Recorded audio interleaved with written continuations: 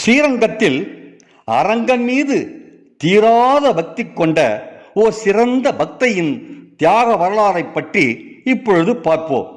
இந்தியாவிலேயே 156 ஏக்கர் பரப்பளவு கொண்டு பெரிய கோவில் என அழைக்கப்படுவதும், நாட்டிலேயே பெரிய ராஜகோபுரம் 236 அடி உயரமும் 13 நிலைகள் 14 கலசங்கள் 7 பிரகாரங்களோடு 21 கோபுரங்களை தன்னகத்தே கொண்டு 12 ஆழ்வார்களில் 11 ஆழ்வார்களால் மங்களாசாசனம் செய்யப்பட்ட ஆலயம் என இப்படி பல சிறப்புகளுக்கு சொந்தமான ஸ்ரீரங்கம் ஆலயம் முழுவதும் பல பல வண்ணங்களால் வண்ணம் திட்டப்பட்டு அழகாக காட்சி தருகிறது.